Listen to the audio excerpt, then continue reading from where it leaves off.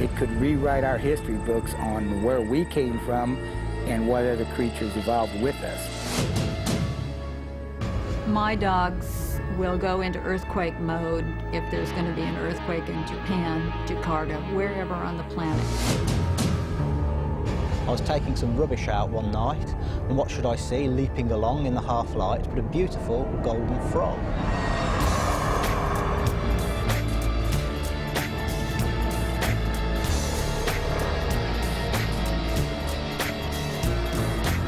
Can animals foretell natural disasters? And what is the ancient legend of Britain's golden frogs? Animal X investigates the weird world of animal mysteries. First, the intriguing tale of the Minnesota Iceman, a cheap hoax or a rare glimpse of the elusive missing link. December 16th, 1968. Dr. Bernard Heuvelmans, a Belgian zoologist, stares deep into a block of ice. Inside a freezing tomb lay a creature, not quite human, not quite ape. Over a period of 3 days, he and science writer Ivan Sanderson examined the corpse in detail. Could this strange being have been the missing link science has searched for? And if it was, why did it disappear? I think the Minnesota Iceman was indeed a freshly killed corpse. It could rewrite our history books on where we came from and what other creatures evolved with us.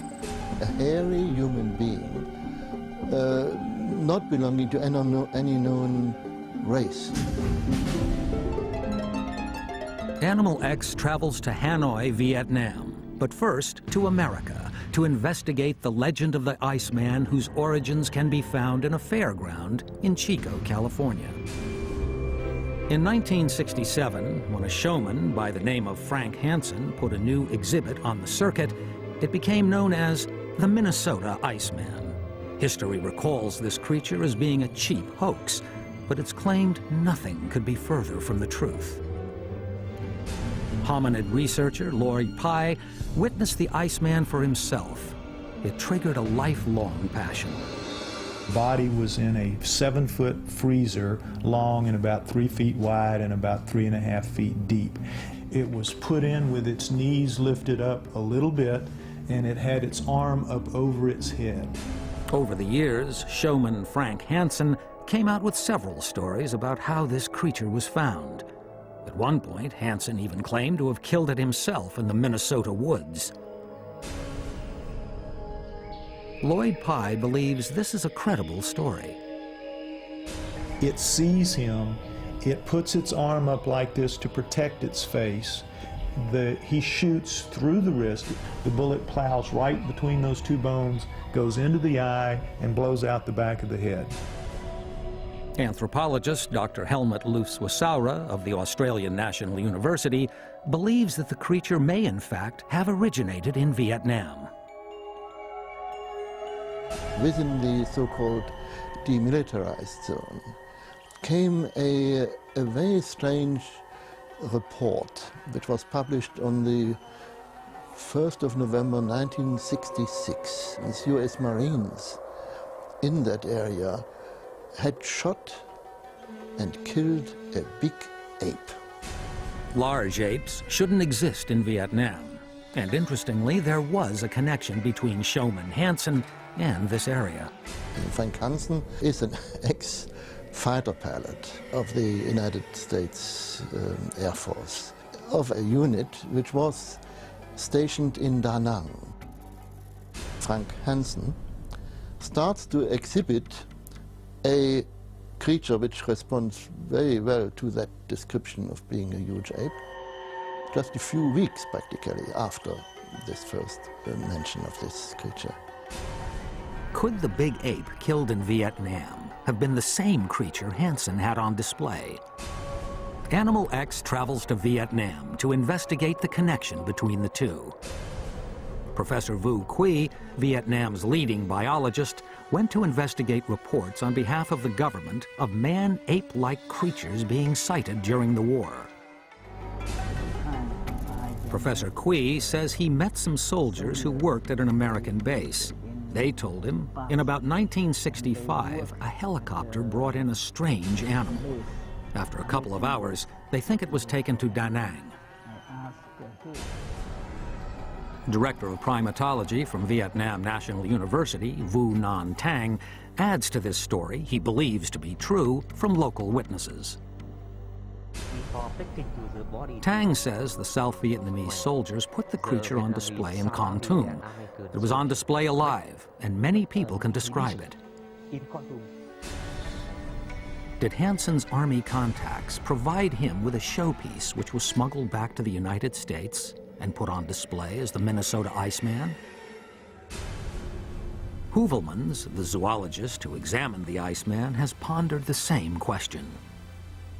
Regardless of the creature's origins, he took his findings to the Smithsonian and labeled his discovery Homo pongoides, meaning a species between man and ape.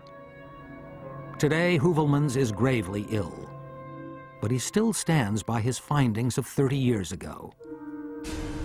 Bob Smith, an ex-private investigator and police detective, has looked at the Iceman story in detail. The FBI began investigating it under two possible crimes. One, homicide, if it was indeed a human-type creature, and two, a federal crime of transporting a corpse across state line. I've talked to Frank, and it doesn't matter to me which picture you paint. Frank was harassed, that I truly believe the creature was real. Because Frank became upset, became nervous, the creature disappeared. In the creature's place came claims from Hansen that he now had a copy or a model of the original on show. The Smithsonian and the FBI turned down the heat. Bernard Heuvelmans believes the key to the world's greatest mystery was lost when rumors started appearing about the so-called model. He also believes the Minnesota Iceman was the missing link, some kind of Neanderthal man. This being would have fitted quite neatly into this range. My seeing it leads me to believe that it was a juvenile Bigfoot. Juvenile Bigfoot or Vietnamese ape man? If the Iceman was such an important find, maybe this is the reason it disappeared. Irregardless of how it came to be in the block of ice, where it actually originated from, that's going to be a difficult question for us to ever answer because of the involvement of law enforcement, the FBI, and the government. The Iceman shows us by its reality that what we think about ourselves and about again, the fauna on Earth is just not the way it is. Many questions still remain. The most important, perhaps, is where is the Iceman today? Is it locked away in a secret vault? Some suggest all the attention from the FBI buried the Iceman for eternity in an unmarked grave, burying the truth, but not the mystery. From mysterious hairy bipeds to our own pampered pets. After the break, Animal X looks at creatures said to predict natural disasters and meets a geologist with a proven earthquake prediction theory based on pets that flee before tremors. Before quakes, the numbers will double or triple or quadruple, and that gets me nervous. Welcome back to Animal X. Many animal lovers attest to having pets with psychic tendencies. But what about those creatures that have a strange ability to sense impending doom on a grand scale? Time now to meet some pets behaving madly. Severe natural occurrences have threatened the Earth's inhabitants since the beginning of time. While humanity has reduced the risk of falling victim to these events with scientific endeavor, animals have only their instincts to rely on for survival.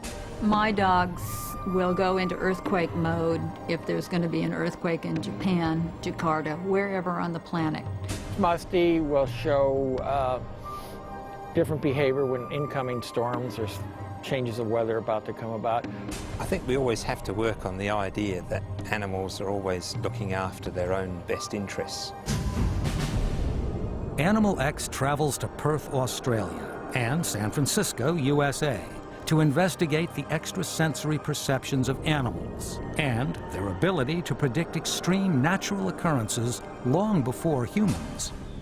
Del Getz has raised and bred huskies for over 30 years.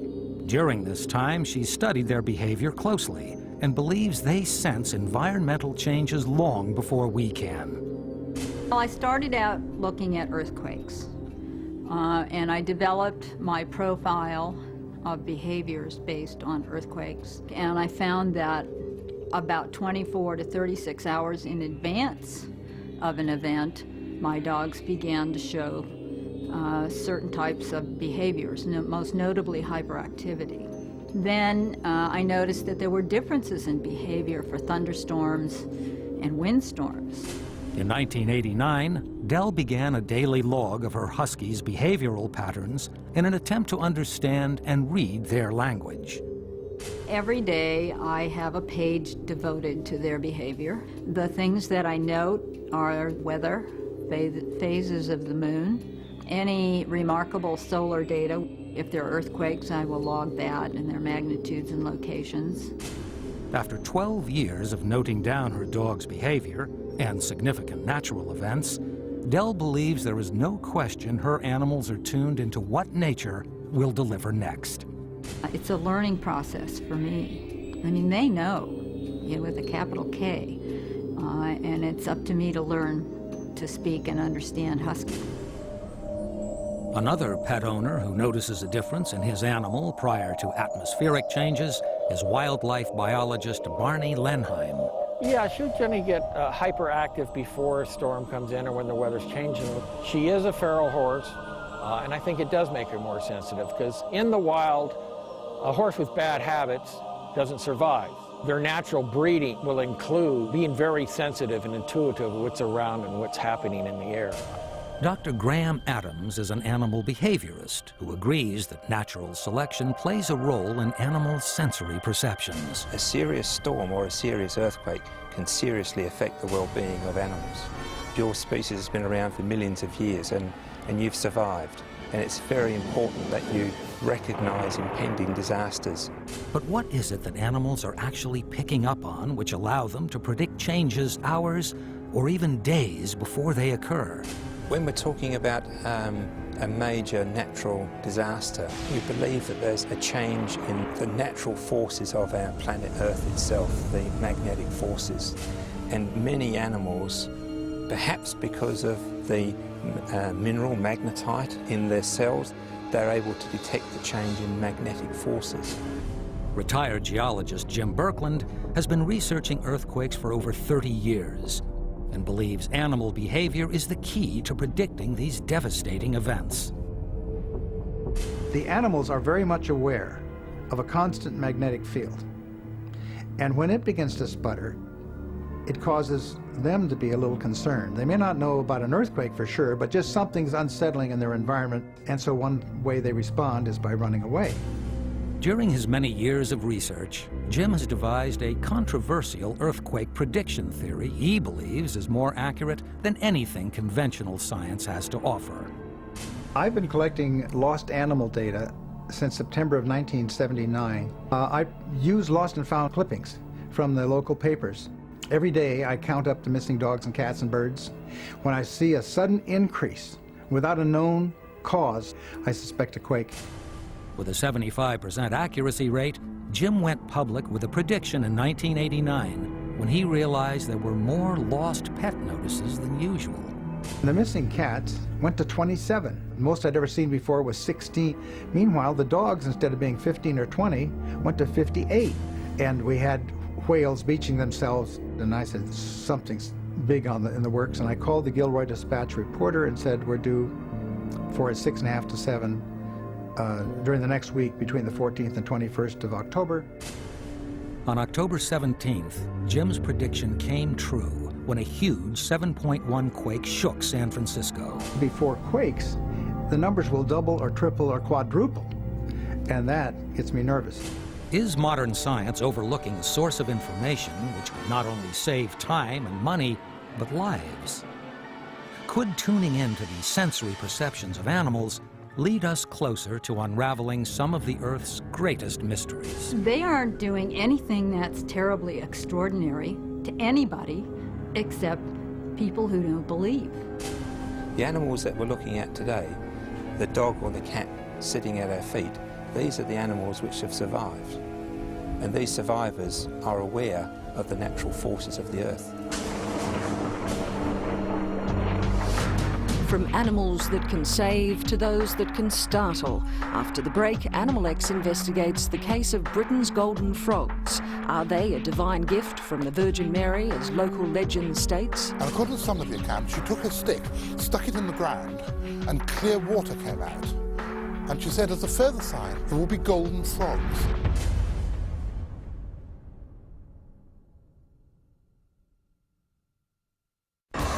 Welcome back. There are many tales of animals born of folklore and legend. In the west of England, it's the bizarre case of golden frogs, shimmering amphibians said to surface every few centuries, and ones with a divine connection. Since the dawn of time, animals have played a central role in religious teachings and legends. This picturesque town in Devon, England, is the setting of one such story. Handed down through the centuries, it still mystifies modern scientists. It is the legend of the golden frogs. I was taking some rubbish out one night, and what should I see leaping along in the half-light but a beautiful golden frog. I've seen 3 golden frogs in my professional career. It's quite impossible to be able to get to the real truth of the matter. To investigate, Animal X travels to the small town of Bovey Tracy in Devon. It is known as the gateway to Dartmoor, one of England's last great wildernesses, and home of the golden frogs. Delving back into historical archives, English cryptozoologists Jonathan Downes and Richard Freeman unearthed a half-forgotten tale dating back to the 15th century. According to local legend, that's when a peasant woodcutter living in Bovey Tracy met the Virgin Mary. Well, in the middle of the night, there was a knock on the door, and the poor woodcutter went and answered the door, and there, waiting for him, was a beautiful lady, all dressed in white, with a glowing halo around her. The woodcutter gave the woman his last food and a bed for the night.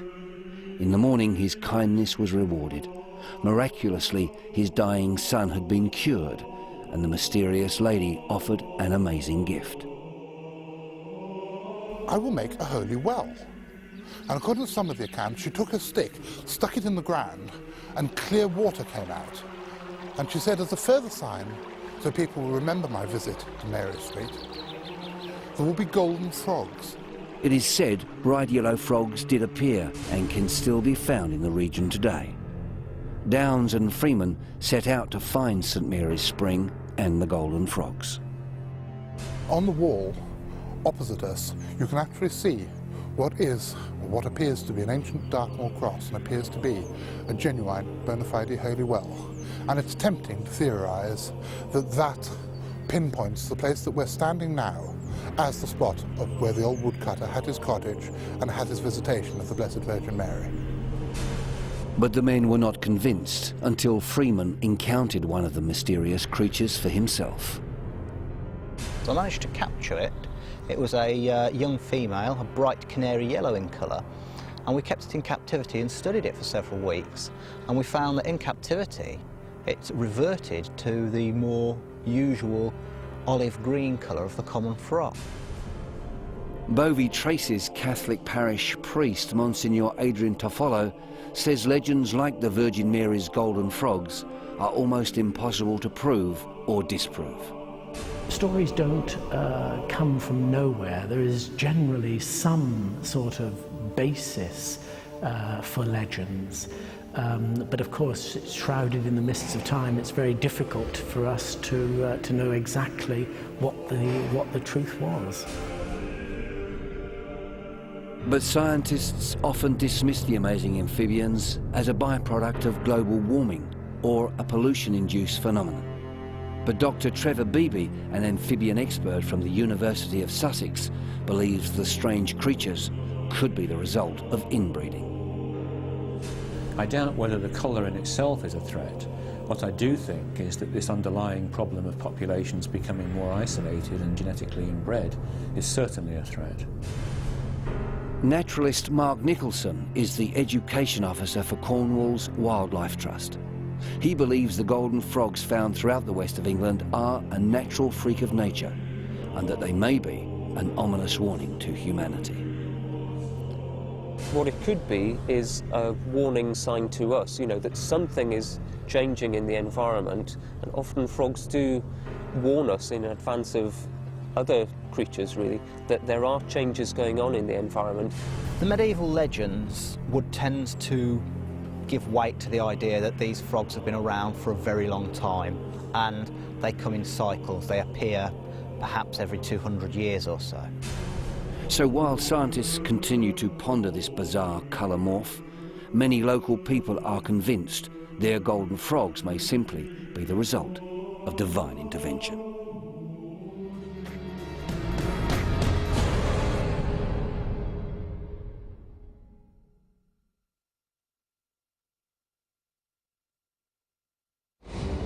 From the Minnesota Iceman, a hoax or real-life creature frozen in time, to natural-born survivors, pets that can predict major disasters, and golden frogs that may well be heaven-sent.